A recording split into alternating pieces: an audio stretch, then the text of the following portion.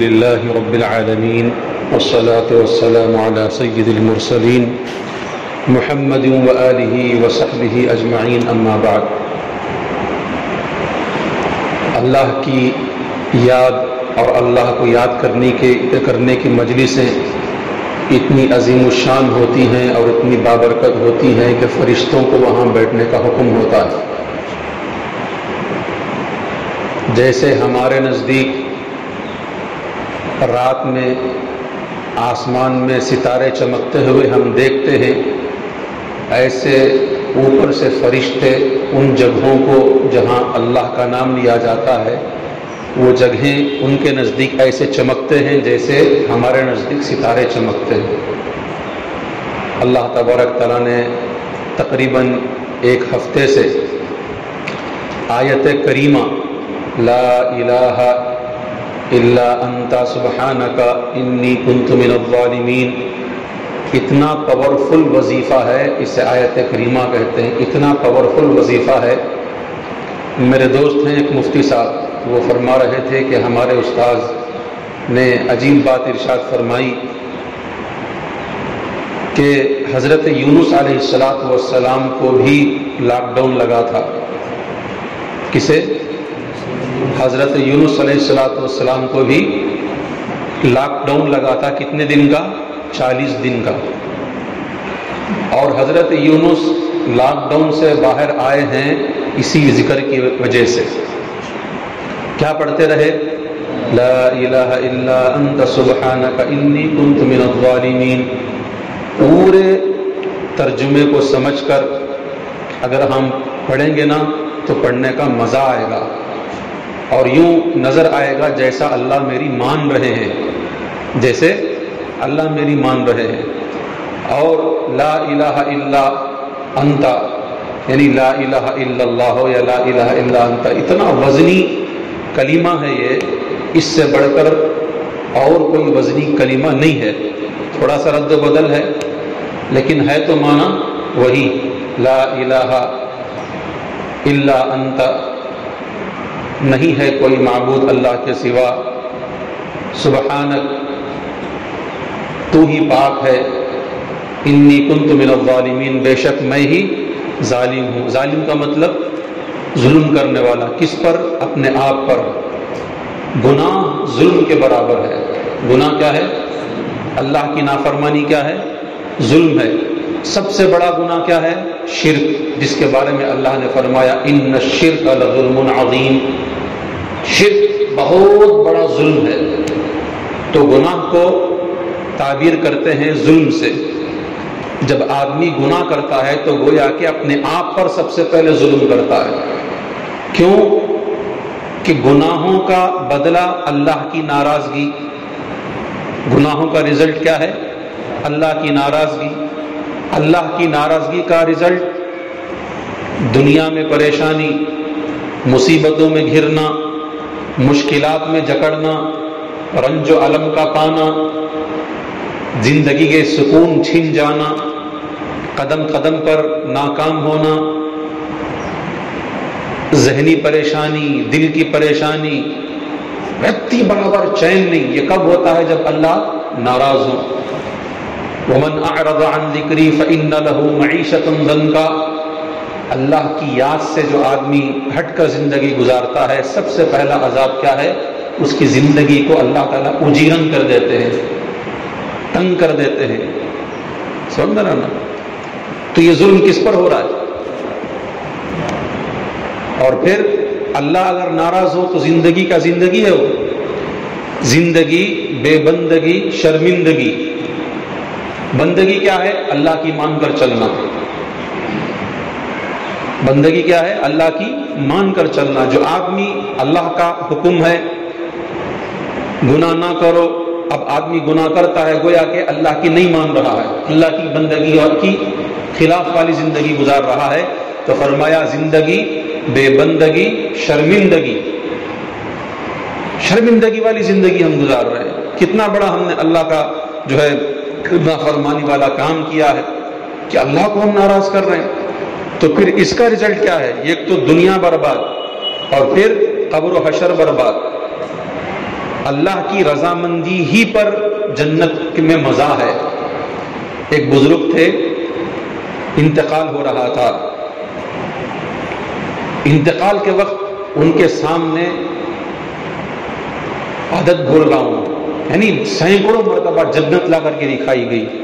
اچھا تم جا رہے ہو، اللہ کی فرما برداری والی زندگی گزار کر دنیا سے جا رہے ہو، یہ لو تمہارا ٹھکانہ۔ جنت ان کے سامنے آ جاتی، وہ ہٹاتے، اور مرنے کے قریب ہوتے، جنت ان کے سامنے کی جاتی، وہ ہٹاتے ایسے۔ لوگ ڈر گئے، اللہ کا بندہ ہے، جنت سامنے جا رہی ہے، وہ جنت کا انکار کر رہے ہیں، کیا ماجرا ہے صاحب؟ ان کی سجدوں کی گواہی زمانہ دیتا ہے، ان کے تقوی کی گواہی زمانہ دیتا ہے، اور ان کی اللہ والی زندگی کی گواہی زمانہ دیتا ہے، لیکن یہ ہے کہ جنت ان کے سامنے کی جا رہی ہے، فرشتے کر رہے ہیں سامنے، لیکن یہ ہٹا رہے ہیں۔ ماجرا کیا ہے؟ فرمایا میں نے اللہ کی نافرمانی کو اس لیے چھوڑا نہیں کہ مجھے جنت ملے، میرے راتوں کے سجدے میری اللہ کی فرما برداری والی زندگی کا حاصل یہ نہیں کہ مجھے جنت ملے یا نہ ملے، میں اس لیے گناہوں کو چھوڑا ہوں، میں اس لیے اللہ کی فرما برداری والی زندگی کو اپنایا ہوں، اللہ راضی ہو جائے۔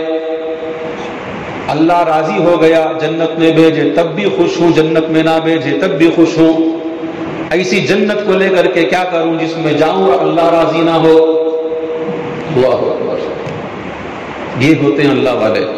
تو ہماری زندگی کا بھی مقصد کیا ہونا؟ اللہ راضی ہو جائے، بس جنت ملے، وہ ملے گی جنت، وہ تو ہے ہی۔ فادخلی فی ارجعی الی ربک راضیۃ مرضیہ، اللہ کی رضا والے بندوں کو اللہ جن سے راضی ہے نا، ایسوں کو حکم ہوتا ہے فادخلی فی عبادی وادخلی جنتی۔ تو میرے دوستو بزرگوں، حضرت یونس کو بھی لاک ڈاؤن لگا تھا 40 دن کا، مچھلی کے پیٹ میں، اندھیرے میں۔ ہم تو تھوڑا بہت اجالا ہے ہمارا، ان کا تو مچھلی کے پیٹ کا اندھیرا۔ اللہ خود فنادی فی الظلمات اللہ الہ الا انت، کہاں سے حضرت یونس نے آواز دی؟ اندھیروں کے اندر سے۔ فنادی فی الظلمات اللہ الہ الا انت سبحانک انی کنت من الظالمین۔ پھر اللہ فرماتے فاستجبنا له ونجیناہ من الغم، ہم نے ان کی دعا قبول کر لی اور ان کو غم سے نجات عطا فرما دی۔ وَكَذَلِكَ نُنْجِي الْمُؤْمِنِينَ، یہ یونس پر بس نہیں، قیامت کی صبح تک آنے والے یونس کے ماننے والوں پر بھی میرا حال یہی ہے۔ جو گناہگار، جن کو اپنے اوپر گناہوں کے ظلم کا احساس ہو، اور پھر وہ یہ دعا پڑھیں، یعنی آیت کریمہ پڑھیں، اللہ تعالیٰ ضرور بے ضرور ان کا لاک ڈاؤن ختم کریں گے۔ اتنا بڑا اللہ کی طرف سے ہمارے لیے مژدہ ہے۔ اللہ تعالیٰ ہم پڑھے ہیں، جیسے تیسے پڑھے ہیں، قبول کرنے والی ذات اللہ تعالیٰ کی ہے۔ بڑی خوشی ہوئی مجھے جب مصطفیٰ حضرت بولے بھی ہماری مسجد میں عمل چل رہا ہے۔ میں رمضان میں جو ہمارے رمضان کورس چلا تھا، اس میں بھی میں اپیل کیا تھا، فیس بک میں، یوٹیوب میں جو ہمارا پروگرام چلتا تھا، کہ اپنے اپنے گھروں کے اندر جتنا ممکن ہو سکے لا الہ الا انت سبحانک انی کنت من الظالمین، ذرا سمجھنا اسے، اس ترجمے کو سمجھ کر پورے انہماک کے ساتھ پڑھیں گے۔ اور اس کے اندر توبہ موجود ہے، توبہ کی نیت کرنا۔ میں کہا نا انی کنت من الظالمین، یہ اصل میں توبہ ہے، احساس ہے، ندامت ہے، اور ندامت ہی اصل توبہ ہے، ٹھیک ہے نا۔ اور یہ پڑھنے کے بعد دوسرا کام کیا ہے؟ واقعتاً میں اپنے آپ کو گناہ کر کے ظالم بنا رہا ہوں، تو اب احساس ہو گیا، تو دوسرا کام کیا ہے؟ گناہ چھوڑنا نا۔ تو اب میں آپ سے گزارش کرتا ہوں کہ گناہ چھوڑنے کی نیت کرو، کریں گے جی؟ ظاہری گناہ جو نظر آتے ہیں، باطینی گناہ جو نظر نہیں آتے، اجالے کے گناہ، اندھیرے کے گناہ، خلوت کے گناہ، جلوت کے گناہ، جو بھی ہیں، اللہ کے لیے اس گھر میں بیٹھ کر اب توبہ کرو کہ یا اللہ، میں جو 8 دن سے انی کنت من الظالمین کہہ رہا تھا نا، میں منافق نہیں، میں مومن ہوں، میں اب اپنا آپ پر اس ظلم سے توبہ کرتا ہوں، ہر گناہ سے توبہ کرتا ہوں، دل کا گناہ ہو، زبان کا گناہ ہو، آنکھ کا گناہ ہو، دماغ، جو کچھ بھی گناہ ہو، میں توبہ کرتا ہوں۔ میں تفصیل میں جانا نہیں چاہتا، ٹھیک ہے نا۔ بعض ہمارے ظاہر سے گناہ معلوم ہوتا ہے کہ دیکھو یہ آدمی گناہ گار ہے، توبہ کرو۔ بعض گناہ وہ ہیں جو میری اور اللہ کی ذات کے علاوہ کوئی نہیں جانتے، اس سے بھی توبہ کرو۔ کر لیں گے تو انشاءاللہ یہ ہفتے بھر دن کا جو ہمارا لا الہ الا انت سبحانک انی کنت من الظالمین، یہ کیا ہوگا؟ اللہ تعالیٰ اسے قبول کر لیں گے اور بہت جلد اللہ تبارک تعالیٰ نجات عطا فرمائیں گے. ٹھیک ہے نا؟ تو اللہ تعالیٰ آپ کو مبارک کرے اور خوش نصیب ہیں آپ کہ یہ مجلسیں آپ کو نصیب ہوئی. اور کل ہی ہمارے ایک مفتی صاحب مجھے فون کر کے بڑی ہی اہمیت سے ایک بات بتایا، حالانکہ کل بھی مجھے بخار سا ہو گیا تھا. ٹھیک ہے نا؟ تو فون کر کے مجھے بتایا کہ حافظ صاحب ہم نے ایک عمل شروع کیا ہے. وہ عمل کیا ہے؟ درود پاک والا عمل. درود پاک والا عمل، جو بھی درود آپ پڑھیں، نماز کا درود ہو، صلی اللہ علیہ وسلم ہو، روزانہ کم سے کم ایک آدمی کم سے کم 1000 مرتبہ درود پڑھے. اب یہ چنے کتنے ہیں؟ یہ چنے ماشاء اللہ. لا الہ الا انت سبحانک انی کنت من الظالمین کا ڈیوریشن زیادہ، صلی اللہ علی محمد صلی اللہ علیہ وسلم، یہ آدھے میں ہو جاتا ہے. ٹھیک ہے نا؟ 15,000 چنے ختم کرنے کے لیے کتنا وقت ہوتا تھا؟ آدھا گھنٹہ، پونا گھنٹہ. یہ تو اور جلدی ختم ہو جاتا ہے. یہ جو مزاج بنا ہے، جب تک یہ حالات نہیں چلے آتے نا، اس کا اپنی عادت بنا لو. یہاں سیکھ کر گھر میں جا کر عمل کرانا. مسجد والی زندگی میں آپ کو اعمال ملتے ہیں، گھر والی زندگی میں آپ کو یہاں امام صاحب آپ کے گھر میں جانے کے بعد اپنے گھر والوں کے امام صاحب، سمجھ گئے؟ ہاں، جو بولتی ہیں وہ سننا، گھر میں جانے کے بعد تمہیں جو بولتی ہوں میرے گھر والے سننا، تب جا کر ماحول بنتا ہے. تمہیں اچھے بن گئے، گھر کے اندر برائی موجود ہے، عطر بھی ہے گوبر بھی ہے. عطر سے انکار نہیں ہے لیکن گوبر بھی سے تو انکار نہیں ہے. یہ بدبو کیا ہے؟ بھائی کیا کریں، تمہارا عطر کام نہیں کر رہا ہے، بدبو کو ظاہر کرو، وہاں بھی عطر کی دھونی دو، تو پھر دیکھو خوشبو ایمان کی کیسے اٹھتی ہے. کریں گے نہیں؟ جو عمل یہاں ہوتا ہے گھر میں بھی کرو. تو انشاءاللہ بہت جلد ہمارے محلوں سے ہم تو پوری انسانیت کے لیے دعا کرتے ہیں. ہمارے حضرت ہیں مولانا اہل اللہ صاحب دامت برکاتہم، حضرت تو اتنے کڑتے ہیں کہ حضرت فرماتے ہیں کہ انسان تو انسان، جانوروں کے لیے دعا کرو، جانور تو جانور، جنات کے لیے دعا کرو، اللہ تعالیٰ ان کو بھی بیمار نہ کرے. اتنے وسیع دل سے ہمیں جو ہے دعا کرنا ہے، پھر اللہ تعالیٰ ہمارے اوپر رحم فرمائیں گے. دیکھو ایک واقعہ سنا کر اپنی بات کو ختم کرتا ہوں. ایک بہت زبردست دعا ہے. علامہ سیوطی رحمۃ اللہ علیہ بہت بیمار تھے، ایک دم بیمار پڑ گئے تھے، اور گویا کہ ان کی تندرست ہونے کی امید ہی ختم ہو گئی تھی. ایک مرتبہ سو رہے تھے، رات میں کیا دیکھتے ہیں کہ ایک بہت ہی خوبصورت شخص آپ کے خواب میں تشریف لائے، اور آپ کے ساتھ پرندے نما بہت ساری مخلوق ہے، نورانی مخلوق. آ کر کے بیٹھ کر کے کہا کہ اصل میں مجھے یہاں آنا ہوا ہے چند لوگوں سے ملاقات کے لیے جو بیمار چل رہے ہیں، اور پتہ چلا کہ تم بھی بیمار ہو تو تمہاری عیادت کے لیے میں آ گیا. کون کہہ رہے ہیں؟ وہ نورانی شخص.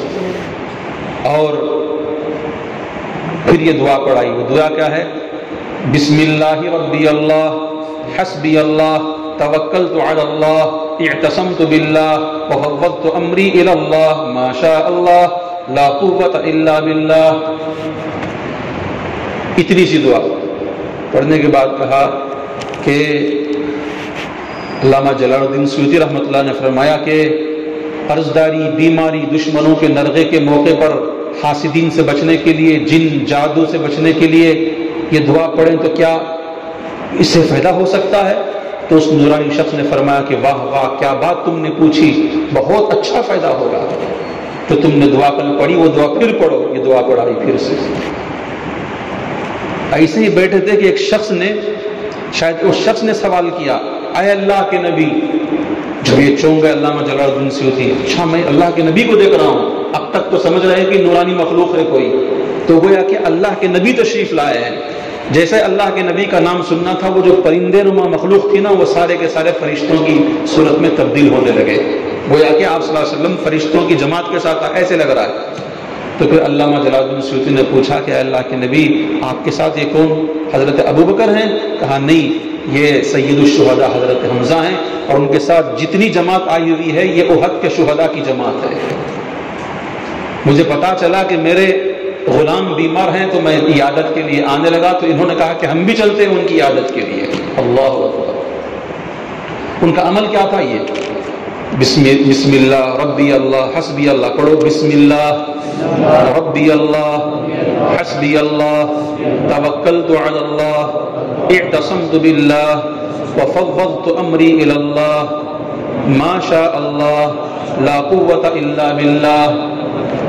پھر فرماتے ہیں کہ میں اس حالت میں اٹھا ہوں کہ بالکل میں تنومند صحت مند ہو گیا، پھر مرنے تک مجھے بیماری نہیں آئی۔ کیسی قوتیں ہمارے پاس، کیسا پاور ہمارے پاس ہے میرے دوستو، لیکن ہم مسلمان ہیں، ان کو چھوڑ کر نہ جانے کہاں کہاں پھر رہے ہیں۔ حضرت تھانوی رحمۃ اللہ علیہ کے زمانے میں کچھ ایمرجنسی حالات آئے، لوگ پریشان تھے، مارے پھر رہے تھے، جلسے تدبیریں اور پتہ نہیں تکبیریں اور ریزولوشن پاس کرنا فلاں کرنا۔